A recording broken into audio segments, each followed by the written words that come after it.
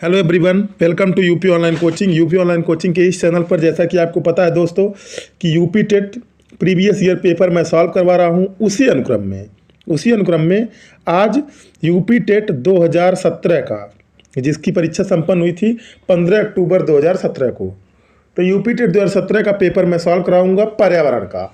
तो विलंब न करते हुए बढ़ते हैं पहले क्वेश्चन पर। पहला क्वेश्चन क्या कहता है, भारत में निम्नलिखित में से कौन सी एजेंसी मुख्य रूप से प्रदूषण के मापन से संबंधित है? तो विकल्प सही है दूसरा, केंद्रीय प्रदूषण नियंत्रण बोर्ड। केंद्रीय प्रदूषण नियंत्रण बोर्ड। बढ़ते हैं अगले क्वेश्चन पर। कोटोपैक्सी, माउंट कोटोपैक्सी एक जागृत ज्वालामुखी है जो अवस्थित है कहाँ पर? विकल्प सही है तीसरा, एंडीज में। कहाँ पर दोस्तों? तो एंडीज में। अभी एंडीज कहाँ है? एंडीज पर्वत श्रृंखला दोस्तों साउथ अमेरिका में है। ये आपका नॉर्थ अमेरिका है, ये आपकी साउथ अमेरिका है। यहाँ पर एंडीज है क्रम से, और यहाँ पर रॉकीज है। तो एंडीज कहाँ पर है दोस्तों? यह विश्व का सबसे ऊंचा ज्वालामुखी पर्वत है। कौन? कोटोपैक्सी। कोटोपैक्सी विश्व का सबसे ऊंचा ज्वालामुखी पर्वत है।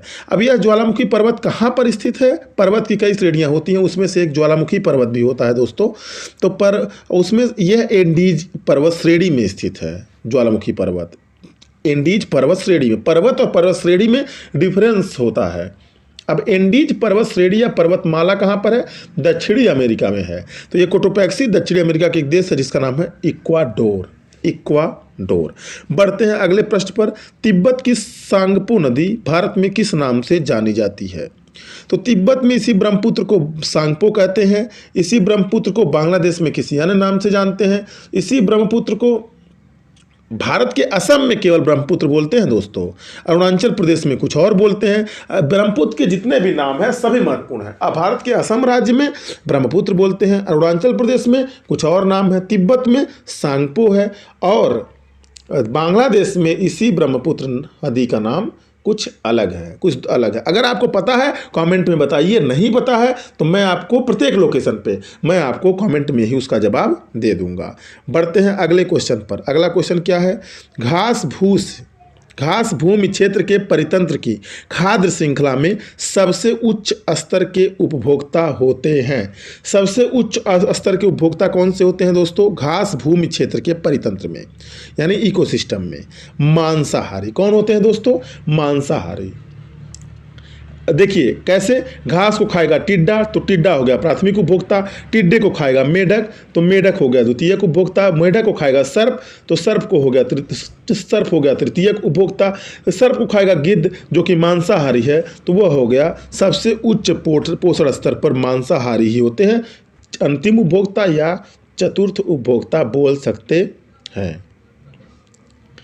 लेकिन उच्च स्तर के उपभोक्ता में दोस्तों, अब इस क्वेश्चन में काफ़ी विवाद था। इलाहाबाद हाईकोर्ट ने इस प्रश्न का उत्तर सी माना था, जीवाणु। इस प्रश्न का उत्तर सी माना था। लेकिन उपभोक्ता में अगर देखा जाए तो शाकाहारी, मांसाहारी और मांसाहारी या शाकाहारी यही सब आते हैं। जीवाणु तो अपघटनकर्ता होते हैं, जीवाणु अपघटनकर्ता या अपघटक कहलाते हैं। अब सी माना था, काफ़ी विवादित प्रश्न रहा ये। आपको जो सही लगेगा उसे बताइएगा। बाकी अगर इस पर और चर्चा करनी होगी तो मैं अगले वीडियो में इस पर चर्चा कर लूँगा, या चैनल पर के कमेंट में मैं इस पर चर्चा कर लूँगा। बढ़ते हैं अगले प्रश्न पर। अगला प्रश्न है, वायुमंडल का प्रमुख स्तर जो पृथ्वी तल के सबसे नज़दीक है उसका क्या नाम है? तो मैं कई बार आपको बतला चुका हूँ। मान लीजिए ये अर्थ है, सबसे नीचे क्षोभ मंडल, उसके ऊपर समताप मंडल, उसके ऊपर मध्य मंडल, उसके ऊपर आयन मंडल, उसके ऊपर आपका बहिर्मंडल है। समताप मंडल में ही ओजोन मंडल पाया जाता है, तो क्षोभ मंडल इसका विकल्प सही होगा। सबसे नज़दीक कौन सा है? तो क्षोभ मंडल। बढ़ते हैं अगले प्रश्न पर। संयुक्त राष्ट्र सुरक्षा परिषद, यूनाइटेड नेशन सिक्योरिटी काउंसिल में कितने अस्थायी देश हैं? तो दोस्तों अस्थायी देशों की संख्या 5 है। अब ये 5 अस्थायी देश कौन कौन से हैं? अमेरिका, रूस, ब्रिटेन, फ्रांस, चीन। आई रिपीट, अमेरिका, रूस, ब्रिटेन, फ्रांस, चीन, ये 5 अस्थायी देश हैं। इनके पास वीटो पावर होता है। अब टोटल कुल कितने सदस्य होते हैं संयुक्त राष्ट्र सुरक्षा परिषद में? तो 15। 5 अस्थायी होते हैं और 10 अस्थायी होते हैं। इस समय इसी साल भारत भी चुना गया है अस्थायी सदस्य। बढ़ते हैं अगले प्रश्न पर। अगला प्रश्न क्या है? अगला प्रश्न, सरिस्का राष्ट्रीय उद्यान कहाँ पर अवस्थित है? तो सरिस्का कहाँ पर अवस्थित है दोस्तों? राजस्थान में। सर इसका राष्ट्रीय उद्यान राजस्थान के अलवर जिले में है। इसे 1958 में वन्यजीव अभ्यारण्य घोषित किया गया और तथा 1979 में टाइगर रिजर्व भी इसे घोषित किया गया। किसके अंतर्गत? प्रोजेक्ट टाइगर के अंतर्गत। प्रोजेक्ट टाइगर कब प्रारंभ हुआ था? 1973 में प्रारंभ हुआ था। बढ़ते हैं अगले प्रश्न पर। अगला प्रश्न क्या है? पारिस्थितिकी तंत्र में ऊर्जा का मुख्य स्रोत क्या है? तो पारिस्थितिकी तंत्र में दोस्तों ऊर्जा का मुख्य स्रोत है सूर्य का प्रकाश। सूर्य का प्रकाश विकल्प सही है बी, या दूसरा बोल सकते हैं। सूर्य का प्रकाश ऊर्जा का मुख्य स्रोत है। यह प्रश्न इजी भी है, काफ़ी बार आ चुका है एग्जाम में। इसमें ज़्यादातर प्रश्न दोस्तों वही हैं जो इसके पहले आपने मेरा बेस्ट 500 का सीरीज देखा था, उसमें जो प्रश्न दिए गए हैं उन्हीं में से ये सारे प्रश्न हैं। एगमार्क किससे संबंधित है? तो देखिए एगमार्क के बारे में क्यों पूछा इन्होंने 2017 में? क्योंकि SCERT माध्यमिक शिक्षा परिषद उत्तर प्रदेश कक्षा 8 की कृषि विज्ञान की किताब में लास्ट पेज या लास्ट 2 पेज पे ये एगमार्क वगैरह कुछ उत्पादों के बारे में दिया गया है। तो एगमार्क किससे संबंधित है दोस्तों? गुणवत्ता से संबंधित है। एगमार्क किससे संबंधित है? गुणवत्ता से संबंधित है। यह भारत सरकार के खाद्य मंत्रालय द्वारा दिया जाता है। यह चिन्ह भारत सरकार के खाद्य मंत्रालय द्वारा दिया जाता है। एगमार्क शुद्ध रूप से खाद्य पदार्थों से जुड़ा हुआ दोस्तों एक प्रकार का चिन्ह है, ये मानिए आप। मतलब आप अगर कहीं पर एगमार्क का चिन्ह लगा हुआ है तो इससे जानेंगे कि उसकी गुणवत्ता अच्छी है। बढ़ते हैं अगले प्रश्न पर। आर्सेनिक द्वारा जल प्रदूषण सर्वाधिक कहाँ पर है? आर्सेनिक द्वारा जल प्रदूषण सर्वाधिक कहाँ पर है? तो भारत के गंगा ब्रह्मपुत्र के मैदानी इलाकों में। भारत के गंगा ब्रह्मपुत्र के मैदानी इलाकों तथा बांग्लादेश के पद्मा मेघना के मैदानी इलाकों में दोस्तों भूमिगत जल आर्सेनिक से अत्यधिक प्रभावित है। उनमें भी पश्चिम बंगाल में आर्सेनिक द्वारा जल सबसे ज़्यादा प्रभावित है, सबसे ज़्यादा प्रदूषित है। पश्चिम बंगाल में सबसे ज़्यादा प्रदूषित है। भारत में सर्वप्रथम 1983 में पश्चिम बंगाल में ही आर्सेनिक द्वारा जल प्रदूषण का मामला सामने आया था। पश्चिम बंगाल में ही सबसे पहले सामने भी आया था। एट प्रेजेंट पश्चिम बंगाल में ही सबसे ज़्यादा आर्सेनिक से प्रदूषण भी है। जल में आर्सेनिक की अधिकता से एक रोग हो जाता है जिसका नाम है ब्लैक फुट। जल में अगर आर्सेनिक अधिकता में पाया जाता है तो पश्चिम बंगाल।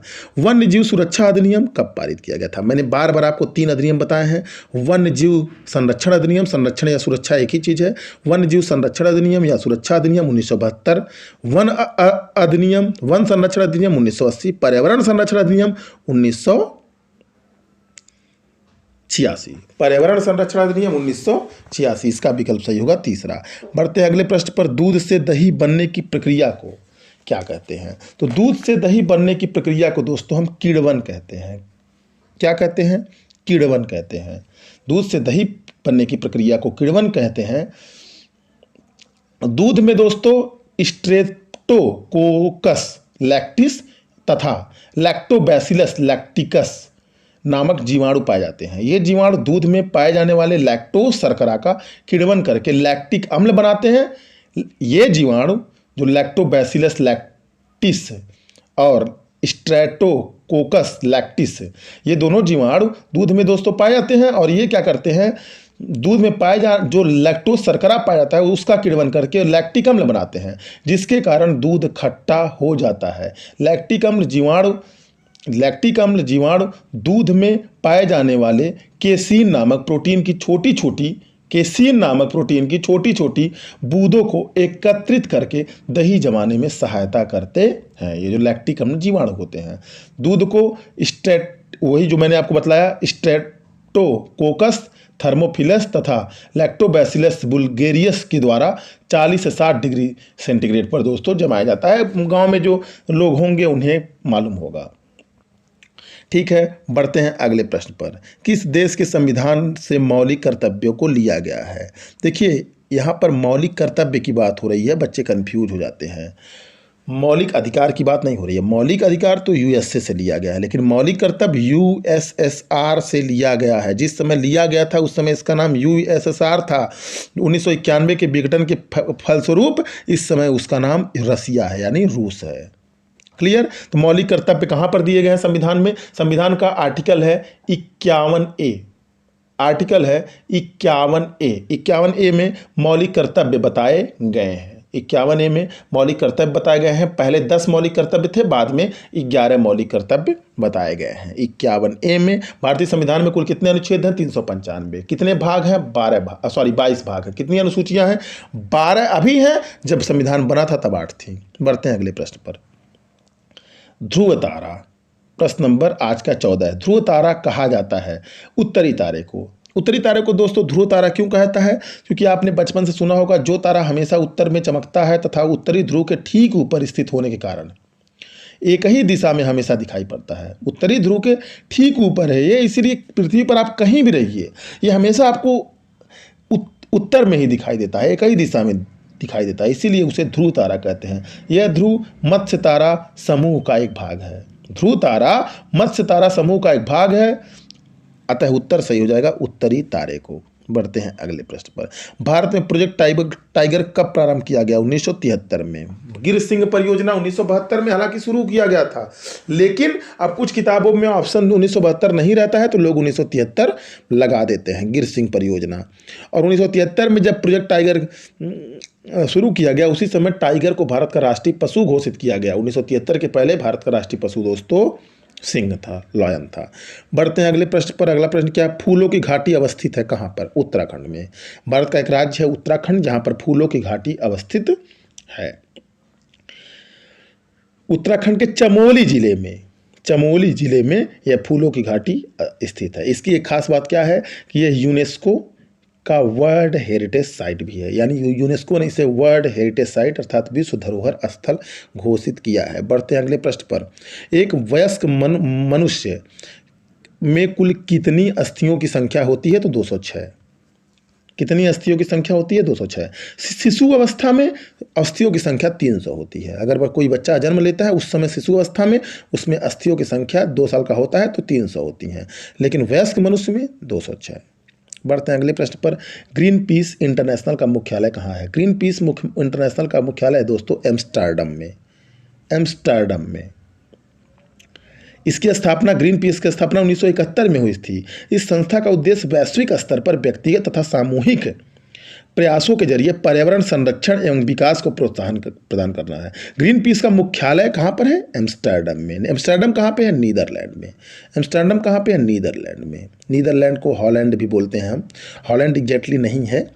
बढ़ते हैं अगले प्रश्न पर। प्रकाश संश्लेषण के प्रकाशिकी चरण के दौरान, अब यहाँ पर क्या फील करेंगे आप और यहाँ पर क्या फील करेंगे? जल का ऑक्सीकरण होता है और NADP का अपचयन होता है। प्रकाश संश्लेषण के प्रकाशिकी चरण की अपक्रिया हरित लवक के ग्रेना भाग में होती है।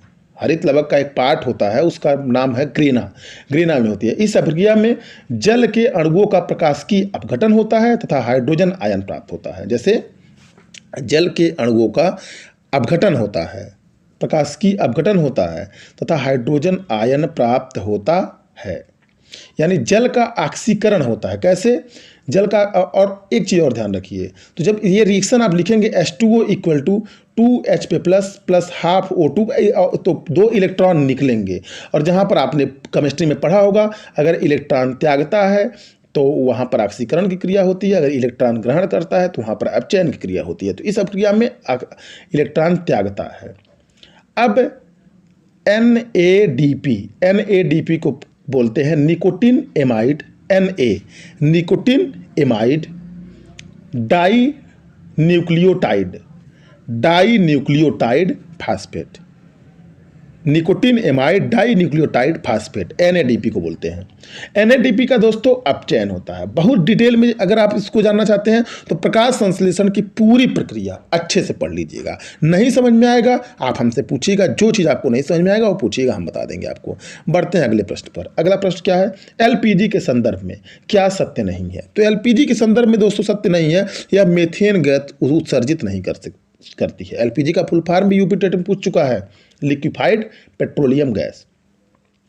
यह LPG भी एक प्रकार की प्राकृतिक गैस है तथा मुख्य इसके अवयव होते हैं प्रोपेन तथा ब्यूटेन। अब इसमें दोस्तों कैसे पता चलता है कि रिसाव का पता लगाने के लिए एक केमिकल मिला होता है जिसका नाम है एथिल मर्केप्टन C2H5SH। यह उसमें मिला होता है, इसी से इसके रिसाव का पता लगाता है, अब लगता है अर्थात गंध वगैरह के बारे में पता लगता है। द ओरिजिन ऑफ स्पीसीज, प्रजातियों की उत्पत्ति, एक किताब का नाम है, इसकी रचना किसने की थी? ओरिजिन ऑफ स्पीसीज की रचना किसने की थी? Charles Darwin. डार्विन ने ही सर्वाइवल ऑफ फिटेस्ट का जो थ्योरी दिया है दोस्तों, वो ओरिजिन ऑफ स्पीसीज में ही दिया था। तो चार्ल्स डार्विन ने इसकी रचना की थी, ओरिजिन ऑफ स्पीसीज की। विकल्प सही है दूसरा, चार्ल्स डार्विन ने। बढ़ते हैं अगले प्रश्न पर। मकर रेखा है, देखिए ये अर्थ है, बीच में इक्वेटर है, 0 डिग्री लाइन, ऊपर ट्रॉपिक ऑफ कैंसर है जिसे हिंदी में बोलते हैं कर्क रेखा। ये 23.5 या 23.5 डिग्री नॉर्थ है, नीचे साउथ है, 23.5 डिग्री साउथ, 23.5 डिग्री साउथ। तो 23.5 डिग्री साउथ को हम ट्रॉपिक ऑफ कैप्रिकॉर्न बोलते हैं, और ट्रॉपिक ऑफ कैप्रिकॉर्न को हिंदी में मकर रेखा बोलते हैं, ट्रॉपिक ऑफ कैंसर को हिंदी में कर्क रेखा बोलते हैं। तो विकल्प सही है तीसरा, 23.5 डिग्री साउथ। ठीक है, बढ़ते हैं अगले प्रश्न पर। अंतर्राष्ट्रीय न्यायालय का मुख्यालय कहाँ पर है? देखिए अंतर्राष्ट्रीय न्यायालय क्या है? यूनाइटेड नेशन एक संस्था है जिसकी स्थापना 24 अक्टूबर 1945 को हुई थी। तो यूनाइटेड नेशन के 6 प्रमुख ऑर्गन हैं। 6 प्रमुख में general assembly, United nation security council, अभी मैंने आपको बताया यूनाइटेड नेशन सिक्योरिटी काउंसिल, संयुक्त राष्ट्र सुरक्षा परिषद में अस्थायी सदस्यों की संख्या 5, अस्थायी सदस्यों की संख्या 10। तो ऐसे ऐसे 6 हैं, United nation security council, United nation secretariat, United nation general assembly, trusteeship, social and educational trusteeship, और एक है इंटरनेशनल कोर्ट ऑफ जस्टिस। तो जितने 5 मुख्यालय हैं, अगर कोई आपसे पूछे यूनाइटेड नेशन का मुख्यालय कहाँ पे है, तो न्यूयॉर्क में। लेकिन यूनाइटेड नेशन के किसी भी ऑर्गन का पूछे तब भी न्यूयॉर्क में, एक्सेप्ट अंतर्राष्ट्रीय न्यायालय। अंतर्राष्ट्रीय न्यायालय का मुख्यालय है द हेग में। अंतर्राष्ट्रीय न्यायालय का मुख्यालय है द हेग में। The Hague is a place in Netherlands. The Hague एक प्लेस है जो कि नीदरलैंड में स्थित है। इसकी स्थापना 3 अप्रैल 1946 को की गई थी दोस्तों। अंतर्राष्ट्रीय न्यायालय की स्थापना 3 अप्रैल 1946 को की गई थी। बढ़ते हैं अगले प्रश्न पर। अगला प्रश्न क्या है? संविधान सभा ने राष्ट्रगान को अपनाया था। तो देखिए दोस्तों, संविधान सभा ने राष्ट्रगान को और राष्ट्रीय गीत को, राष्ट्रीय गीत क्या है? वंदे मातरम, बंकिम चंद्र चटर्जी ने लिखा। राष्ट्रगान क्या है? जन गण मन अधिनायक जय। 24 अक्टूबर 1950 को दोनों को अपनाया था संविधान सभा ने। 24 जनवरी 1950 को। 26 जनवरी 1950 को नेशनल एम्बलेम, राष्ट्रीय प्रतीक जो अशोक का स्तंभ है, उसको अपनाया गया था 26 जनवरी 1950 को। बाकी जो विकल्प में डेट है वो इंपॉर्टेंट नहीं है। तो संविधान सभा ने राष्ट्रगान को अपनाया था 24 जनवरी 1950 को। राष्ट्रगान किसने लिखा था? रविन्द्रनाथ टैगोर ने। बेस्ट 500 क्वेश्चन की सीरीज में मैं ये सब आपको बतला चुका हूँ। सबसे पहले कब गाया गया था? यह 1911 में। राष्ट्रगान सबसे पहले 1911 में गाया गया, और राष्ट्रीय गीत वंदे मातरम वाला सबसे पहले 1896 में गाया गया था, ध्यान रखिएगा। लेकिन दोनों को अडॉप्ट किया गया 24 जनवरी 1950 को। 24 जनवरी 1900। रविन्द्रनाथ टैगोर ने 1912 ईस्वी में तत्वबोधिनी पत्रिका में भारत भाग्य विधाता शीर्षक से, यानी टाइटल से इसे प्रकाशित किया था, तथा 1919 में मॉर्निंग सॉन्ग ऑफ इंडिया के नाम से अंग्रेजी में स्वयं रविन्द्रनाथ टैगोर ने इसको अनुदित किया था। अनुदित मतलब ट्रांसलेट किया था। और एक बात, जब बंकिम चंद्र चटर्जी ने वंदे मातरम सुजलाम सुफलाम आपने पढ़ा होगा, उसको लिखा था, तो वह एक कविता थी, पोयम था। पोयम को म्यूजिक में कन्वर्ट किया किसने? रविन्द्रनाथ टैगोर ने। और म्यूजिक को ही अडॉप्ट किया गया है एज ए नेशनल सॉन्ग। ये नेशनल एंथम है। राष्ट्रगान मतलब नेशनल एंथम। ठीक है, बढ़ते हैं अगले प्रश्न पर। पुष्कर मेला कहाँ आयोजित किया जाता है? तो अजमेर में। पुष्कर मेला कहाँ आयोजित किया जाता है? अजमेर में। अजमेर कहाँ है? राजस्थान में। अजमेर कहाँ है? राजस्थान में। अजमेर से 11 किलोमीटर दूर हिंदुओं का प्रसिद्ध तीर्थ स्थल है दोस्तों पुष्कर। यहाँ पर ब्रह्मा जी का मंदिर है, और भारत में एकमात्र ऐसा स्थान है जहाँ पर ब्रह्मा जी का मंदिर है, पुष्कर में। यहाँ पर कार्तिक पूर्णिमा को मेला भी लगता है दोस्तों, और भी बहुत सारी खूबियाँ इसकी। फिलहाल ही जानिए अजमेर में पुष्कर मेला लगता है, क्योंकि मेलों से भी कुछ क्वेश्चन आते हैं, तो अन्य मेलों को भी पढ़ लीजिएगा। ये क्वेश्चन मैं कई बार आपके सामने आया, लेकिन आप लोगों ने जवाब नहीं दिया। मैंने आप लोगों से यह भी कहा था कि अगर आपको कमेंट में पूछना होगा तो कमेंट में आप पूछिएगा। कमेंट में भी आपने नहीं पूछा। निम्नलिखित पराबैंगनी किरणों में से कौन सा सर्वाधिक हानिकारक है? तो ultraviolet A, ultraviolet B, ultraviolet C. Ultraviolet C. यानी पराबैंगनी किरण सी सबसे हानिकारक है दोस्तों। अब ये अल्ट्रावायलेट ए बी सी किस आधार पर बांटा गया है? तरंग दैर्घ्य के आधार पर, वेवलेंथ के आधार पर पराबैंगनी किरणों को 3 भागों में बांटा गया है, ultraviolet A, ultraviolet B, ultraviolet C. Ultraviolet C सबसे खतरनाक होती है, लेकिन यह पृथ्वी तक नहीं पहुंचती है, क्योंकि समताप मंडल में एक और लेयर है जिसे बोलते हैं ओजोन मंडल। ओजोन मंडल क्या करता है? ओजोन इसको पृथ्वी तक आने नहीं देता है। तो विकल्प सही है सी, यानी तीसरा, अल्ट्रावायलेट सी सबसे खतरनाक होता है जितने भी अल्ट्रावायलेट किरणें हैं उनमें। बढ़ते हैं अगले प्रश्न पर। निम्नलिखित में से कौन सा जीवमंडल का अजैविक घटक नहीं है? तो कवक। यह अजैविक नहीं, कवक जैविक है। बाकी प्रोटीन, मृदा, फास्फोरस ये सब जैविक है। प्रोटीन, मृदा, फास्फोरस ये सब दोस्तों जैविक है, लेकिन कवक जो है यह क्या है? अजैविक है। सॉरी, कवक जैविक है, प्रोटीन, मृदा, फास्फोरस अजैविक है। पूछ रहा है कौन अजैविक नहीं है?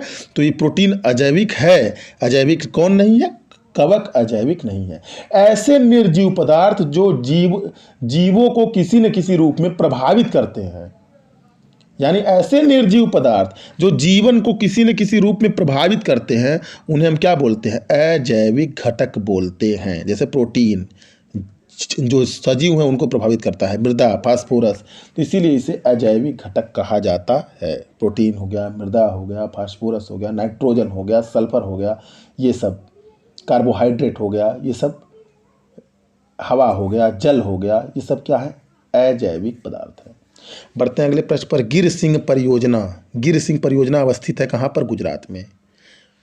कब हुई? शुरू हुई थी 1972 में।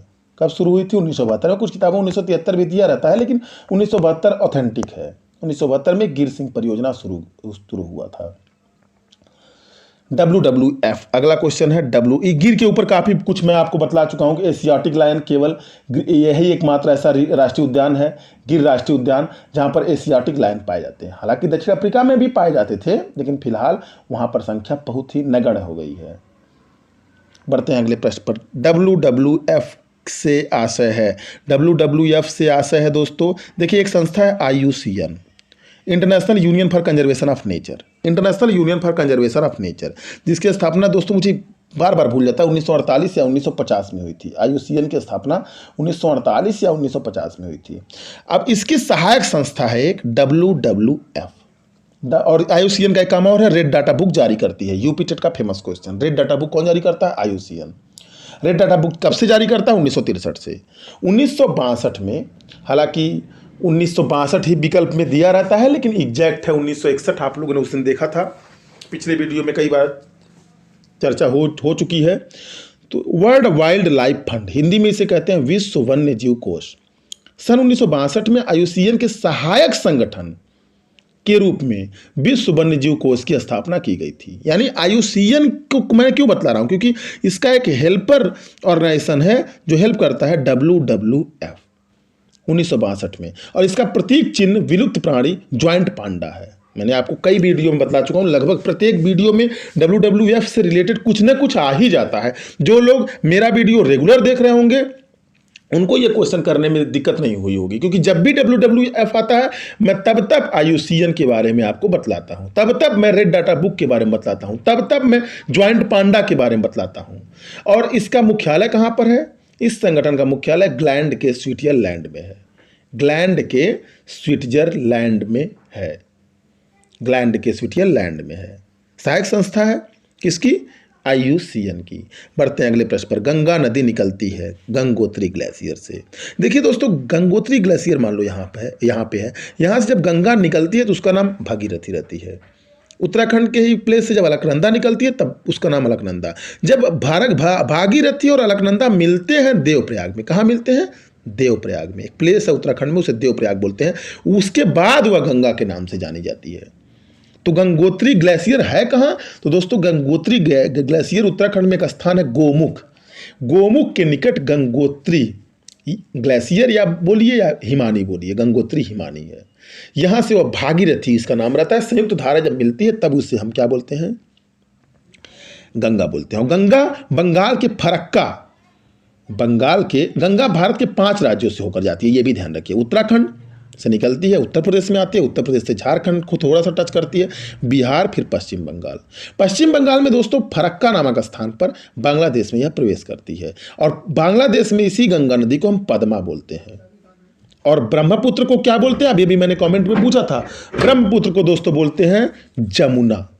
गंगा को पद्मा बोलते हैं और ब्रह्मपुत्र को बांग्लादेश में जमुना बोलते हैं। क्या बोलते हैं? जमुना। मेघना भी है वहाँ पे, आप कमेंट में ही बताइएगा क्लियर इन्फॉर्मेशन, लेकिन गंगा के बारे में ये था। और भारत में बहने वाली सबसे लंबी नदी है गंगा। भारत में बहने वाली सबसे लंबी नदी गंगा है। भारत से जाने वाली कोई भी सबसे लंबी नदी ब्रह्मपुत्र है। गंगा केवल भारत में ही बहती है, फिर बांग्लादेश में पहुंचती है। तो भारत में इसका जो लेंथ है उत्तराखंड से लेकर के पश्चिम बंगाल तक वो सबसे ज़्यादा है। तो भारत में बहने वाली सबसे लंबी नदी गंगा है। भारत से होकर जाने वाली सबसे लंबी नदी ब्रह्मपुत्र है। ब्रह्मपुत्र की लंबाई गंगा से ज़्यादा है, लेकिन वो भारत के असम, अरुणाचल राज्यों से होकर ही जाती है। तो भारत में उसकी लंबाई गंगा से कम है, लेकिन भारत से होकर जाने वाली सबसे लंबी नदी ब्रह्मपुत्र है। भारत में बहने वाली, भारत में जिसने सबसे ज़्यादा लेंथ ऑक्युपाइड किया है, वो सबसे लंबी नदी कौन सी है?